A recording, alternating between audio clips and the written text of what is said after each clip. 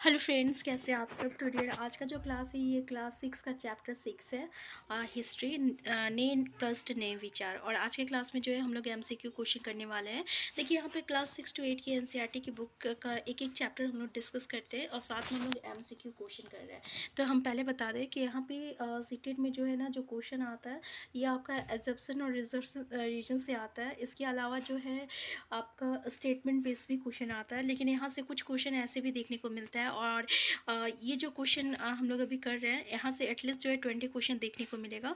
तो डियर, इससे जो है आपका चैप्टर एटलीस्ट जो है पूरा कंप्लीट हो जाएगा कि आपका जिस चैप्टर को आप पढ़े हैं उस चैप्टर के जितने भी इंपॉर्टेंट पॉइंट है वो क्लियर हो जाएगा। ठीक है। और स्टेटमेंट बेस के लिए जो है हम लोग एनसीईआरटी की बुक को यहाँ पे एक एक लाइन वहाँ पे डिस्कस करते ही हैं। तो स्टार्ट करते हैं। पहला क्वेश्चन देखिए कि बौद्ध भिक्षु और भिक्षुणियों के शरण स्थल थे विहार, स्तूप, आश्रम और उपयुक्त सभी। तो देखिए हम लोग सब चीज़ डिस्कस कर चुके हैं एनसीईआरटी में, एक एक चीज़ कर भी रहे हैं, इसलिए यहाँ पे ज़्यादा टाइम वेस्ट नहीं करेंगे। आंसर हो जाएगा आपका, आंसर ही विहार हो जाएगा।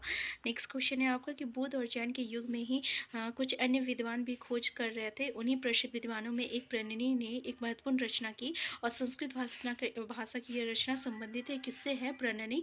भूगोल से, खगोल से, आयुर्वेद से, व्याकरण से। तो याद रखिएगा व्याकरण से। आंसर डी हो जाएगा। नेक्स्ट है बौद्ध धर्म के संस्थापक थे महावीर थे, सिद्धार्थ गौतम थे, अशोक थे या जातशत्रु थे।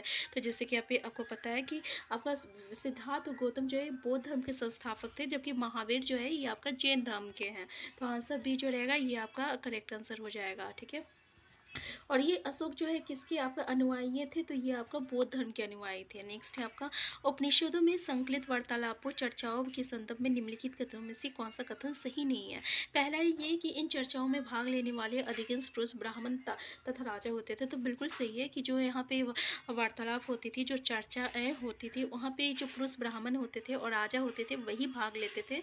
ठीक है। और इनमें कभी कभी गार्गी का जो है गार्गी स्त्री, इनके विचार का उल्लेख मिलता है। और विद्वत्ता के लिए प्रसिद्ध गार्गी राज दरबारों में होने वाली वाद विवाद में भाग लिया करती थी। लेकिन यहाँ पे याद रखिएगा कि जैसे कि यहाँ पे दिया निर्धन व्यक्ति भी इस तरह के वाद विवाद में बढ़ चढ़ कर हिस्सा लेते थे। तो ये बिल्कुल गलत है। निर्धन व्यक्ति जो गरीब लोग होते थे और जो स्त्रियाँ होती थी वो जो है इसमें हिस्सा नहीं लेती थी। तो आंसर डी जो रहेगा इसका करेक्ट आंसर हो जाएगा। हमें गलत स्टेटमेंट बोला है तो आंसर डी ही जो रहेगा करेक्ट होगा। नेक्स्ट है बुद्ध का संबंध निम्नलिखित कौन से था? किससे था? मगध से था, लिच्छवी से था, शाक्य से था, अवंती से था। तो याद रखिएगा शाक्य से था। नेक्स्ट है महात्मा बुद्ध ने अपना पहला उपदेश दिया सारनाथ में, बोधगया में, कुशीनगर में, पावा में। तो याद रखिएगा महात्मा बुद्ध ने अपना पहला उपदेश जो है ये सारनाथ में दिया है। नेक्स्ट क्वेश्चन है आपका कि निम्नलिखित में से कौन सा कथन बौद्ध संघ के संदर्भ में सही नहीं है? संघ के पुरुषों और स्त्रियों के रहने के लिए अलग अलग व्यवस्था थी। सभी व्यक्ति संघ में प्रवेश ले सकते थे। संघ में प्रवेश के लिए बच्चों को अपना माता पिता से अनुमति लेनी होती थी। और विवाहित स्त्रियों को संघ में प्रवेश के लिए अपने माता पिता, देखिए यहाँ पे क्या बोल रहा है, विवाहित स्त्रियों, विवाह के बाद जो है उसके पति की मतलब कि अनुमति की आवश्यकता होती है, ना कि माता पिता की। इसलिए आंसर डी जो रहेगा करेक्ट आंसर हो जाएगा, क्योंकि यह गलत स्टेटमेंट है और नेगेटिव क्वेश्चन का नेगेटिव आंसर हो जाएगा, आंसर डी। नेक्स्ट है महात्मा बुद्ध तथा महावीर स्वामी ने अपनी शिक्षा निम्न भाषा में दी है, आदि में दी है, पाली में दी है, ब्राह्मी में दी है, प्राकृत में दी है।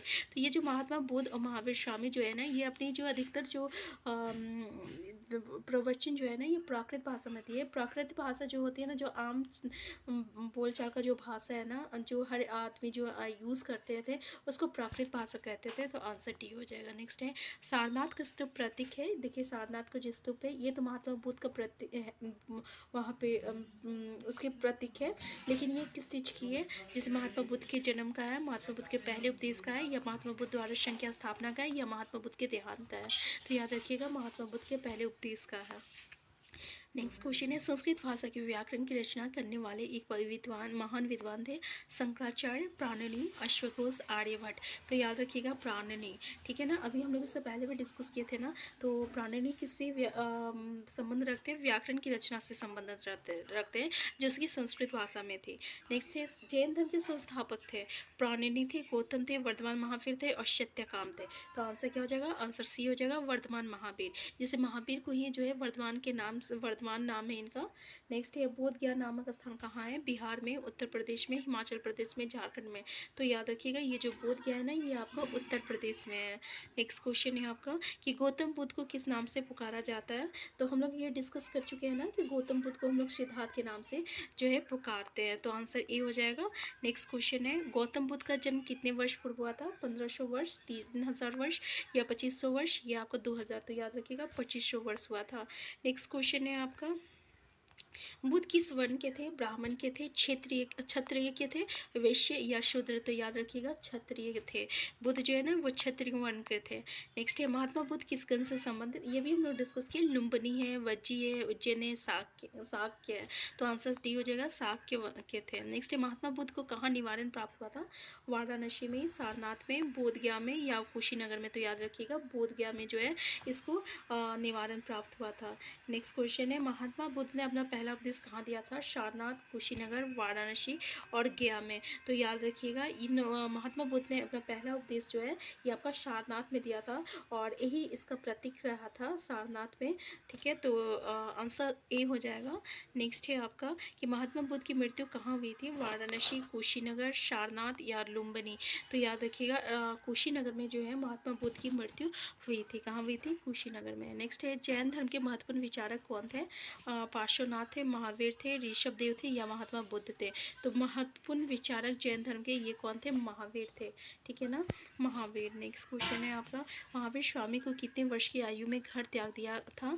25 वर्ष, 12 वर्ष, 20 वर्ष, 30 वर्ष? तो आंसर डी हो जाएगा। 30 वर्ष में जो है इन्होंने घर त्याग दिया था। नेक्स्ट है महावीर स्वामी का बचपन का नाम क्या था? सिद्धार्थ था, वर्धमान? तो सिद्धार्थ नाम जो है ये गौतम बुद्ध का है, तो ये वर्धमान जो है ये महावीर स्वामी का बचपन का नाम है। Answer B. नेक्स्ट क्वेश्चन है आपका कि जैन धर्म की शिक्षाएं कहाँ लिखी गई थी? बल्वी में, उज्जैन में या आपका कौशाम्बी या वाराणसी? तो याद रखिएगा बल्वी में जो है जैन धर्म की शिक्षाएं लिखी गई थी। नेक्स्ट क्वेश्चन है बुद्ध द्वारा पहली बार उपदेश देने की महत्वपूर्ण घटना की स्मृति में कहाँ एक स्तूप का निर्माण किया गया है? हम लोग डिस्कस किए थे ना कि बुद्ध जो है जब पहली बार उपदेश दिए थे तो उसका जो एक स्मृति का स्तूप का निर्माण किया गया है जो कि सांची या सारनाथ, तो ये सारनाथ में किया गया है। Answer B. तो ये क्वेश्चन पूछा गया था कि सारनाथ में जो स्तूप है वो किसका प्रतीक है?